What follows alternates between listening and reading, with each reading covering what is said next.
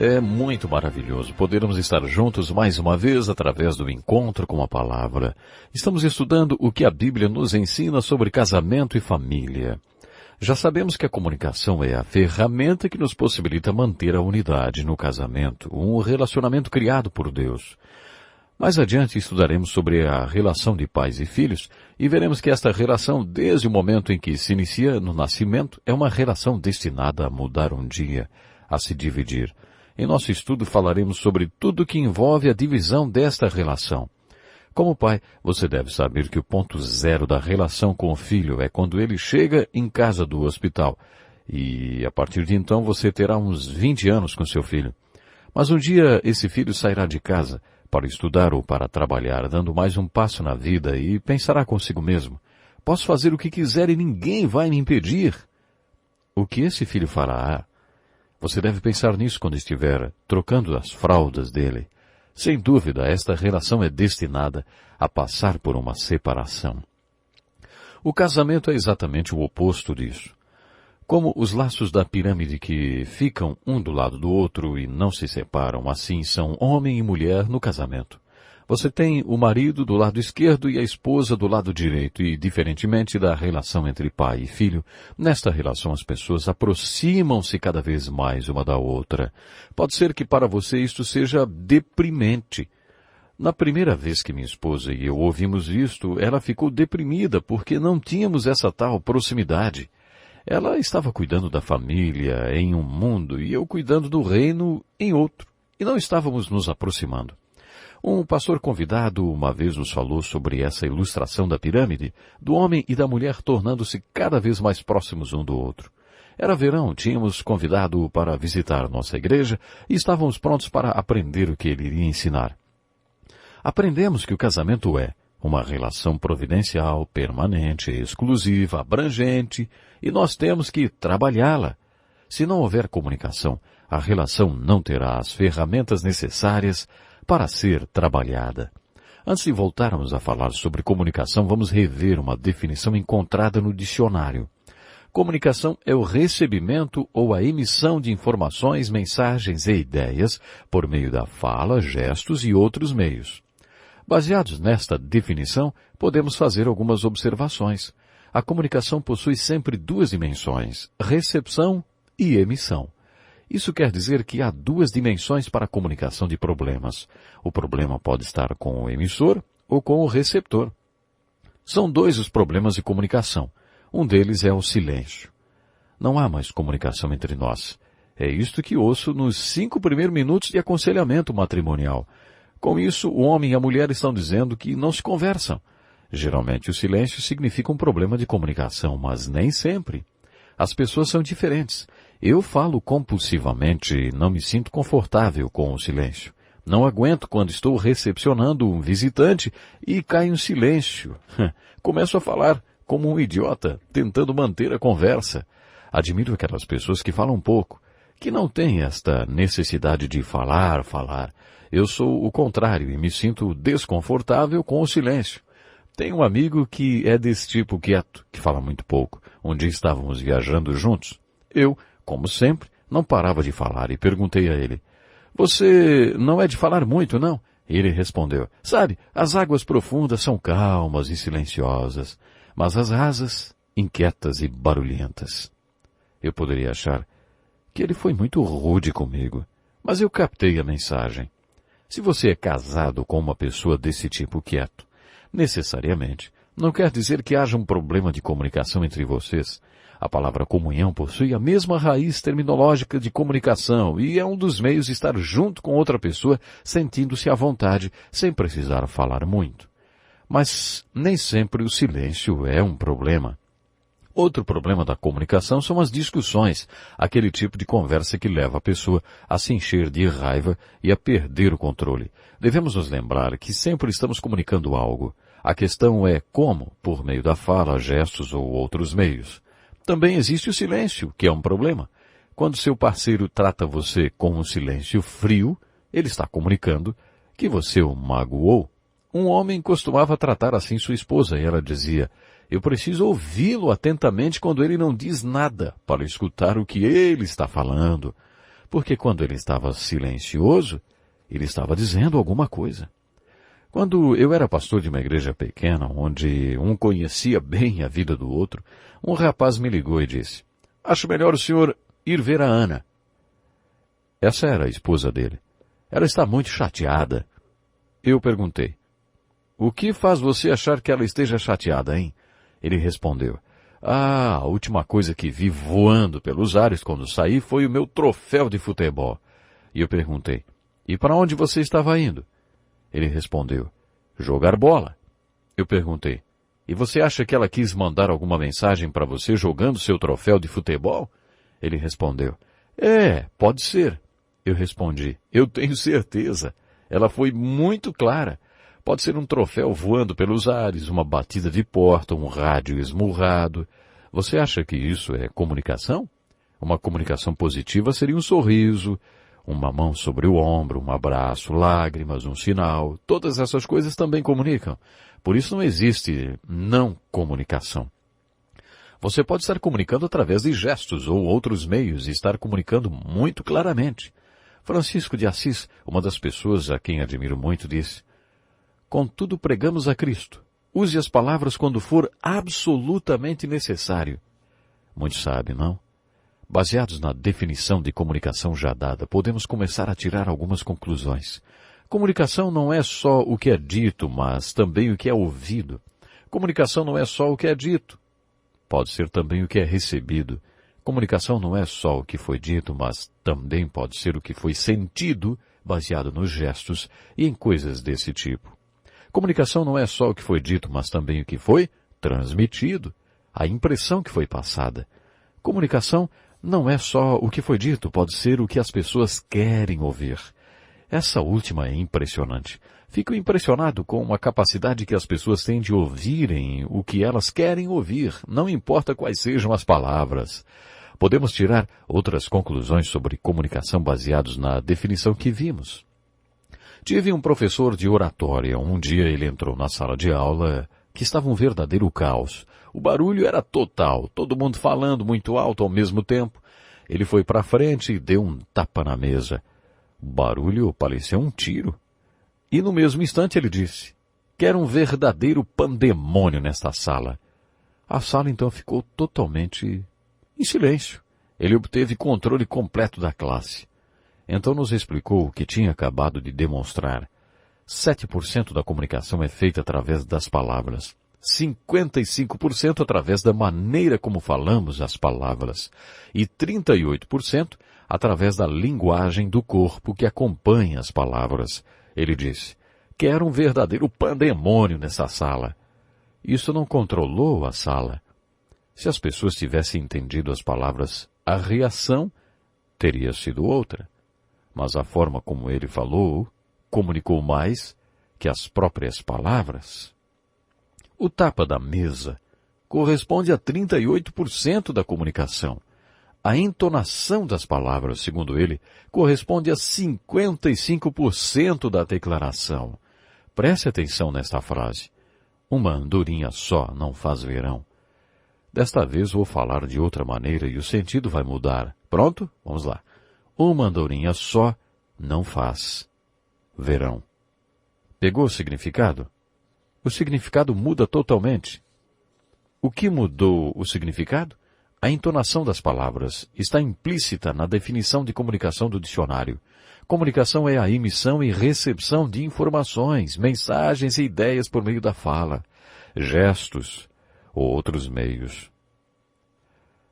De acordo com os especialistas, há diferentes níveis de comunicação. Há o nível da não comunicação, onde você usa clichês que, na verdade, não dizem nada.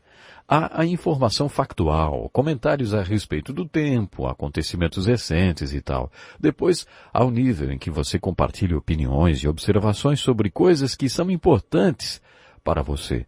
Nesse nível, você comunica o que pensa. Agora está esquentando. Um nível mais alto é a comunicação de como você se sente em relação às coisas que são importantes para você. E depois, aquele tipo de conversa íntima onde você fala sobre quem você é, onde você está e onde acha que deveria estar. Nesse nível de comunicação, você se abre com a outra pessoa. Como cristãos verdadeiros, Devemos ter o outro no centro de nossas vidas. A esposa deve compartilhar a intimidade do seu esposo, quem ela acha que ele é e deveria ser, e onde está, e onde deveria estar.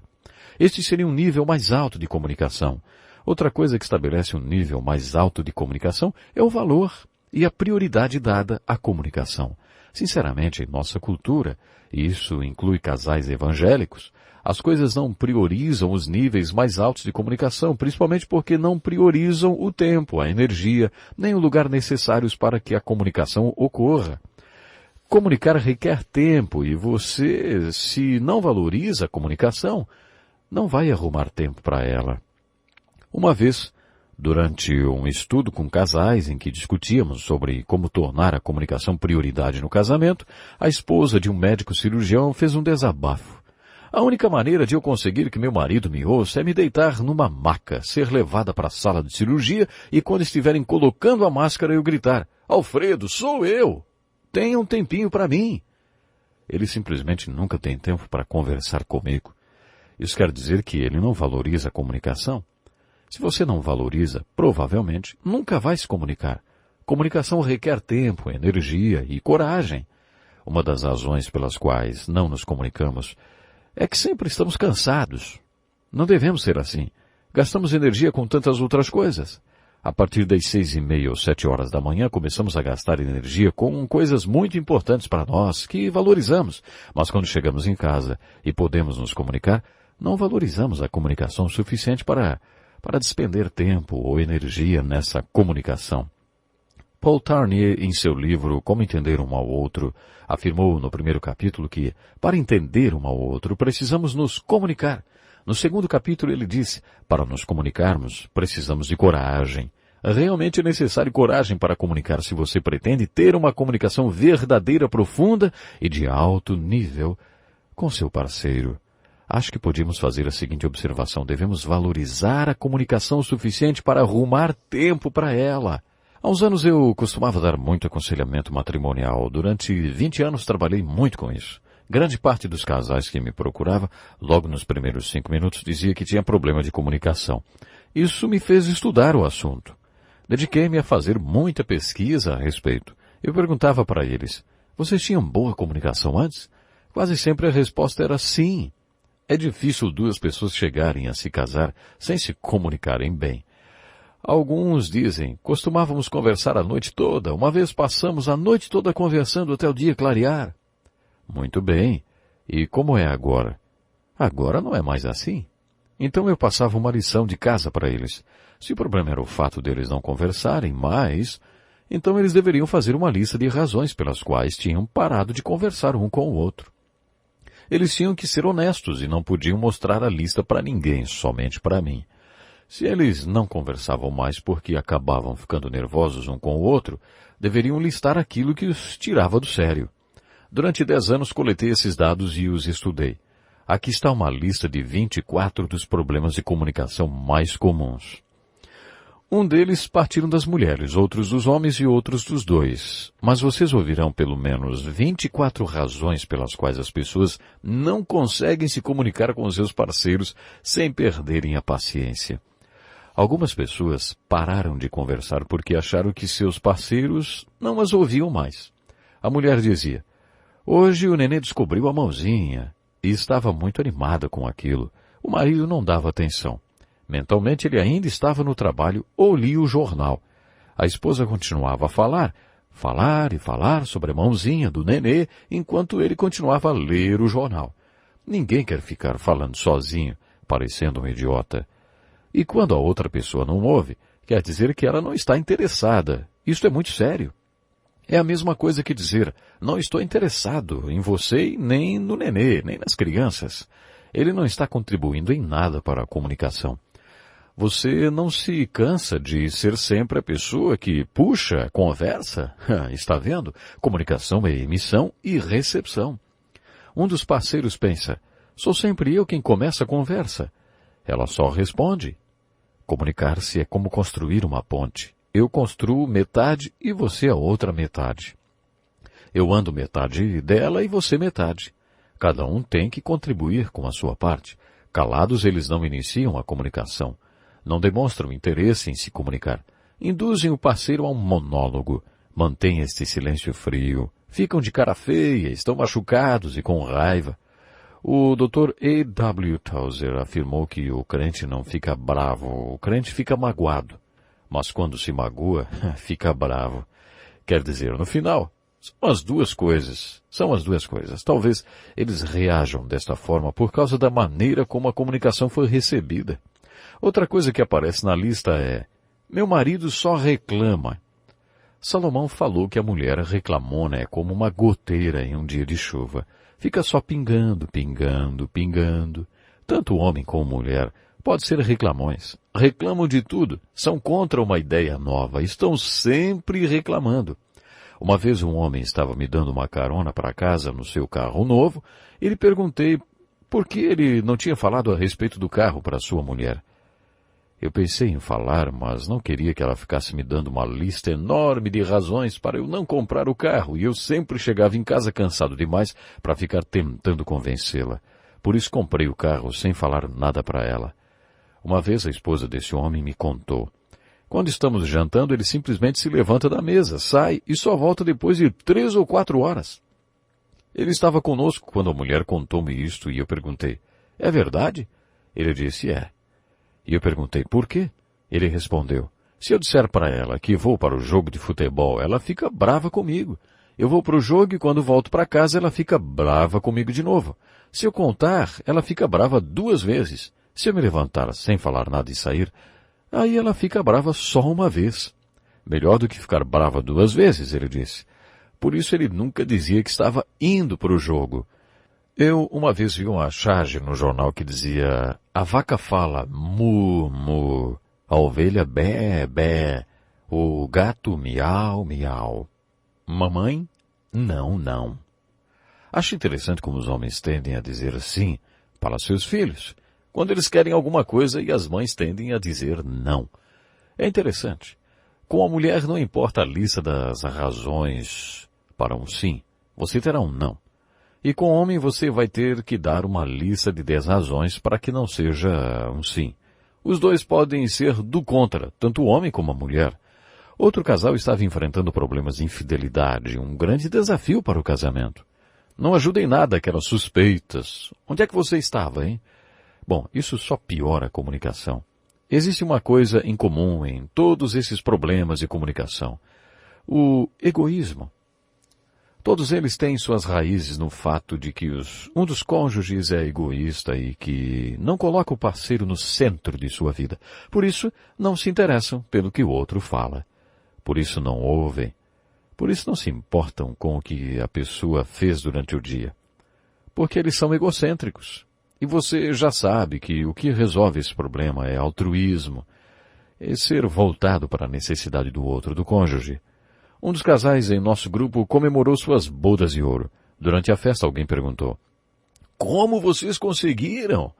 Eles responderam: a chave é estar centrado nas necessidades do outro. Isso dá longevidade ao relacionamento, por isso que faz 50 anos que vivemos juntos e queremos ficar juntos por mais 50 anos, disseram.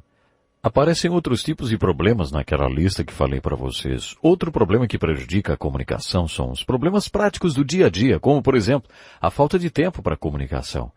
E a televisão pode ser um desses problemas, hein? Se a televisão ficar quebrada por um mês, muitos vão perceber: puxa, nós nem conversamos mais, nem sabemos mais como fazer isso. Uma noite fui chamado à casa de uma das famílias da pequena igreja que eu pastoreava, uma igreja onde um conhecia bem o outro.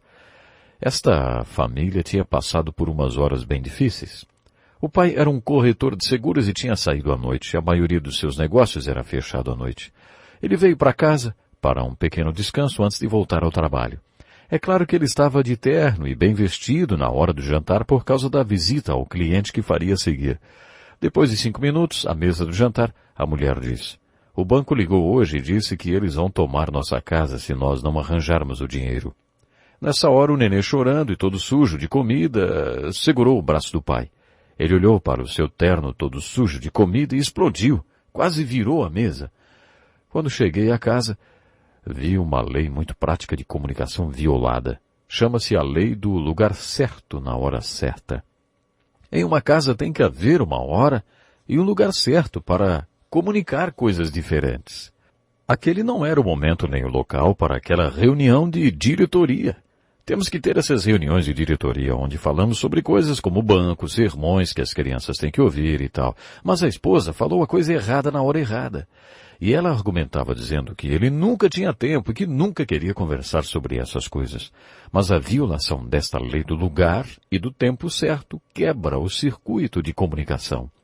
Existem também certos hábitos de comunicação que podem ser aprendidos com sua mãe e com seu pai. Existe aquele tipo de pessoa resmungona. Pode ser o marido ou a mulher. Lembra-se daquele casal esculpido na madeira e dos laços que vinham dos dois lados do homem e da mulher que eu falei? Então, pode ser tanto um como o outro. Você pode adquirir esse hábito de sempre resmungar e reclamar, não importa o que seja dito. Dizem que quando você começa a jogar golfe, tem uma sorte de iniciante. Depois começa a adquirir vícios no modo como segura o taco ou lança a bola. Em comunicação é assim também. Você pode contar com a sorte de iniciante.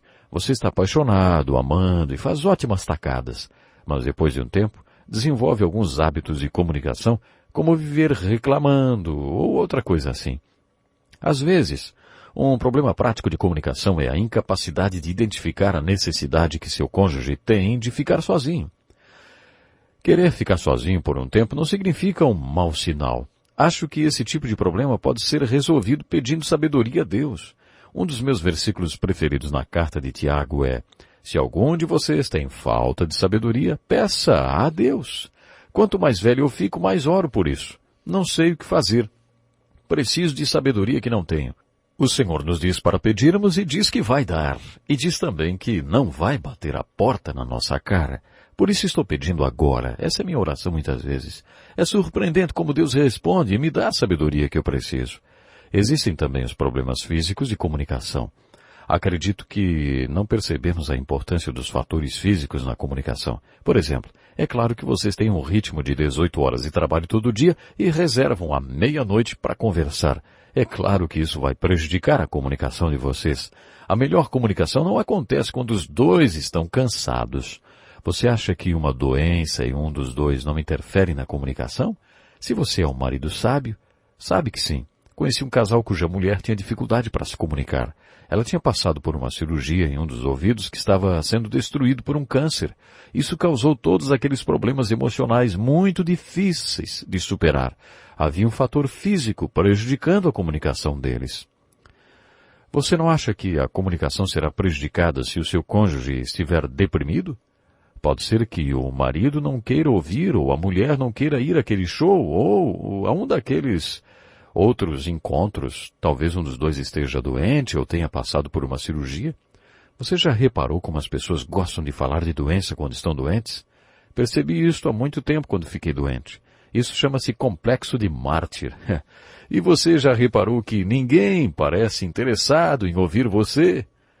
Eu percebia que as pessoas me perguntavam como eu estava passando, mas, na verdade, não estavam interessadas na resposta.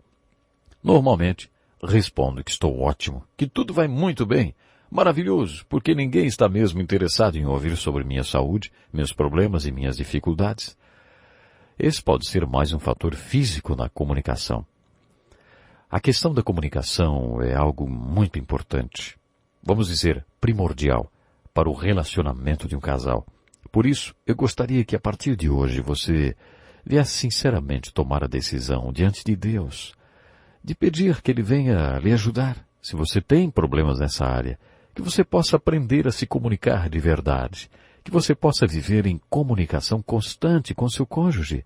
Você precisa se comunicar, isto lhe levará a uma dimensão muito importante no seu relacionamento. Na lista que foi feita a partir dos problemas que os casais enfrentam, aparecem muitas coisas.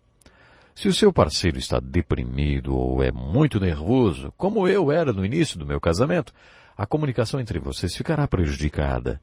Um dos parceiros pode projetar no outro a raiva que tem de si mesmo. Lemos na Bíblia que isso foi o que aconteceu com Caim. Quando Deus disse que não aceitava Caim nem sua oferta, Caim se enfureceu, foi para o campo e bateu em Abel até que ele morresse.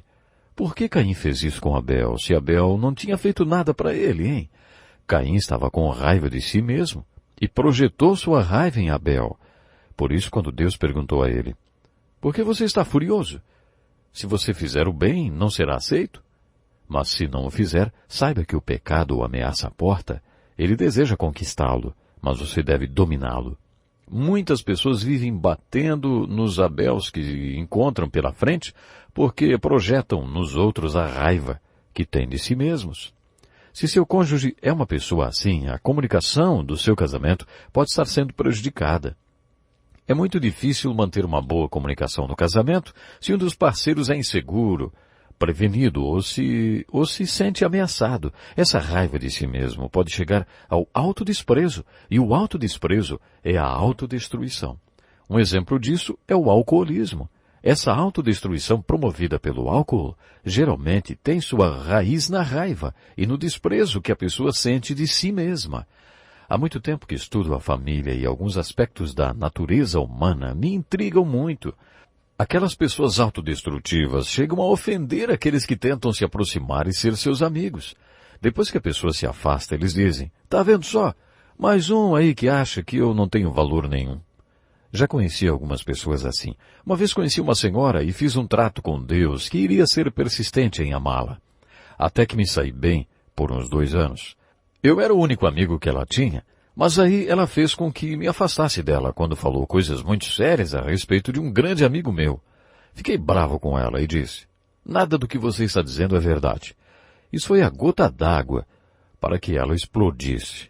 Tivemos que voltar para a igreja no mesmo carro, cada um olhando para um lado. Um desastre. E a única coisa que ela disse foi, viu, você também não gosta de mim. Se você tem esse tipo de problema com seu cônjuge, se enfrenta essa paranoia e detecta esses problemas psicológicos, então vocês precisam de ajuda. A relação de vocês estará prejudicada até que a pessoa busque ajuda. A parceria fica doente quando um dos parceiros está doente. Existem alguns trechos na Bíblia que poderão ajudar você a conviver com uma pessoa com esse tipo de problema. Ouça esses conselhos que o apóstolo Paulo deu em sua segunda carta a Timóteo, capítulo 2. Evite as controvérsias tolas e inúteis, pois você sabe que acabam em brigas. Ao servo do Senhor não convém brigar, mas sim ser amável para com todos, apto para ensinar, paciente. Deve corrigir com mansidão os que se lhe opõem, na esperança de que Deus lhes conceda o arrependimento, levando ao conhecimento da verdade, para que assim voltem à sobriedade e escapem da armadilha do diabo, que os aprisionou para fazerem a sua vontade. Pode ser que você esteja casado com uma dessas pessoas difíceis de se conviver. Ela foi aprisionada por Satanás e você não consegue libertá-la. Só Deus consegue. O que você pode fazer é manter o fruto do Espírito mencionado nesse texto. Amabilidade, mansidão e paciência. O fruto do Espírito através do qual você vai deixar a porta aberta para Deus agir e fechada para o diabo. Assim você poderá falar e será ouvido, e a verdade libertará seu cônjuge. Se você toma a atitude de ajudar, você tem que dizer, eu não posso, mas ele pode. Deus dará a outra pessoa o espírito do arrependimento que a levará ao conhecimento da verdade. Seu parceiro precisa conhecer a verdade. Quando isso acontecer, Deus lhe dará o espírito de arrependimento. Então ele vai aceitar, será liberto das garras do inimigo. O problema é sério, e é assim que você o combate, mantendo o fruto do Espírito e deixando Deus trabalhar através de você. É assim que seu parceiro será liberto das garras do inimigo. É assim que você deve agir com alguém que tem problemas psicológicos que prejudicam a comunicação entre vocês. Outra estratégia é fazer a oração que Jesus fez na cruz. Pai, perdoa-lhes, pois não sabem o que estão fazendo. Se Jesus fez esta oração por seus inimigos, você não acha que pode orar assim pelo seu cônjuge? Se ele está passando por problemas e não sabe o que está fazendo, essa oração fará maravilhas. Se seu marido acha que é Napoleão, não recorra aos velhos livros de história para provar o contrário. Não vai ser assim que você resolverá um problema desse tipo.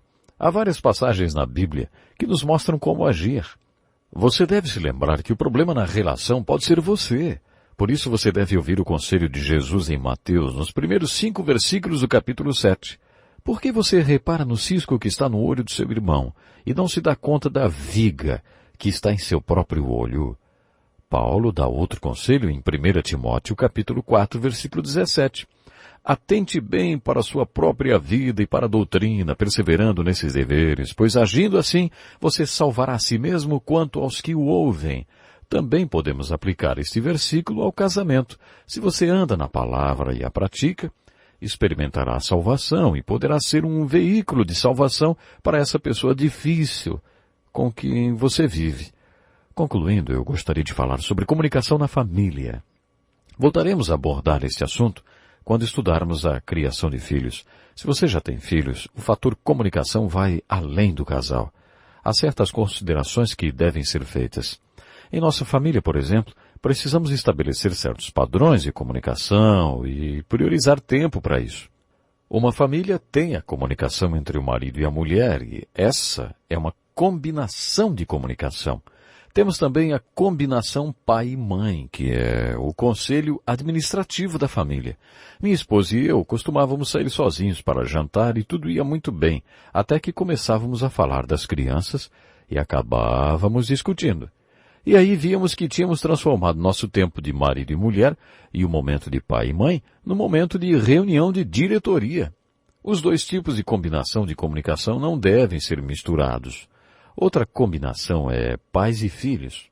Houve momentos em que senti necessidade de reunir só eu e meus filhos, sem a mãe deles por perto, principalmente quando eles não a estavam tratando como deveriam ou estavam insatisfeitos com alguma coisa. Era um tempo meu com eles, para que eles se abrissem e falassem o que quisessem. O mesmo se aplica à mãe. Ela também deve ter momentos a sós com os filhos, sem o pai. Os filhos são diferentes um do outro. Por isso, eu também separava um tempo a sós com cada um deles e encorajava minha esposa a fazer o mesmo. Depois separávamos um tempo com todos os filhos juntos, sem nós, os pais. Nossa casa é comprida e tem um corredor com várias portas, como um navio. Eles se reuniam em um dos quartos, em uma ponta do corredor, enquanto nós dormíamos sossegados em nosso quarto. Tínhamos aquele momento com eles e depois adorávamos vê-los juntos, sem nós. Cada um deles juntos formava então uma outra combinação, irmão com irmão. Entretanto, a combinação mais importante de todas é a primeira, marido e mulher. Sei que isso pode ser discutível, mas eu tenho pelo menos duas razões para dizer que essa combinação de comunicação marido e mulher é a mais importante. Eu vou dizer por quê. Você já ouviu a história de um homem que perguntou: como você conta para sua mulher que convidou seu chefe e alguns colegas do trabalho para jantar? E o outro respondeu com a pergunta: como os porcos espinhos se abraçam? Com muito cuidado. Então eu conto para ela com cuidado. E você sabe como os porcos espinhos se abraçam? Já disseram que é quando está frio à noite, quando eles querem se esquentar? Eles precisam tomar cuidado para que um não espete o outro. É assim com a comunicação. A comunicação é um processo de enviar e receber. Não consiste apenas no envio, mas também em como é recebida. Muitas vezes é preciso ter coragem para se comunicar, porque você pode se espetar. Você precisa escolher entre se afastar ou talvez arriscar e se aproximar, e então ser espetado. Podemos dividir o curso normal da vida em 3 partes. Como uma torta, passamos um terço da vida sendo cuidados pelos nossos pais. Outro terço, passamos cuidando de nossos filhos junto com o nosso cônjuge. E depois, há mais um terço que passamos quando o nosso ninho já está vazio. Isso quer dizer que você passará 2/3 da sua vida com seu cônjuge. Portanto, a combinação de comunicação que você mais precisa trabalhar é a de marido e mulher. Essa combinação continuará mesmo depois que os filhos se forem. Essa combinação é a mais importante porque ela pode prejudicar todas as outras. Muitos casais cometem o erro de colocar seus filhos em primeiro lugar. A palavra-chave do casamento é cumplicidade. Em um acordo que fazemos juntos, colocamos nossos filhos em primeiro lugar. Minha mulher sempre disse que eu poderia gastar um determinado tempo com meus filhos e se ela tivesse disposição e ânimo no final do dia, eu não me importava que ela fizesse o mesmo. Tínhamos um acordo a respeito disso. Mas pode ser perigoso Se você negligenciar o relacionamento com seu cônjuge enquanto seus filhos estão crescendo, sabe, isso acontece muito. Quando seu ninho ficar vazio e um olhar para o outro, vão perceber que o casamento acabou. Você se espantaria se soubesse o número de casamentos que acabam quando o ninho se esvaziou, porque o casal não trabalhou o relacionamento e sempre colocou os filhos em primeiro lugar. Sempre foram os filhos e os filhos. E agora que os filhos se foram, o casal não tem mais um relacionamento. É por isso que é muito importante trabalhar o casamento. E nós já dissemos desde o começo, a comunicação fornece a ferramenta necessária para você trabalhar o casamento. Por isso você deve centralizar-se na comunicação. É muito difícil fortalecer esses elos que nos fazem um. Quando há certa incompatibilidade, por exemplo, um tem QI de 140 e o outro 85, não há nada que mude. Falamos sobre aceitar e há várias coisas que você simplesmente tem que aceitar. Mas a comunicação pode ajudar, se é isso que você quer. Há muitos livros e informações sobre o assunto. Se você trabalhar a comunicação do relacionamento, poderá adquirir as ferramentas necessárias para trabalhar o relacionamento. Há outros tópicos sobre comunicação em família que eu ainda não mencionei, mas que serão abordados no nosso próximo estudo. Portanto, gostaria de compartilhar com você. Lhe espero para o próximo programa. Até lá.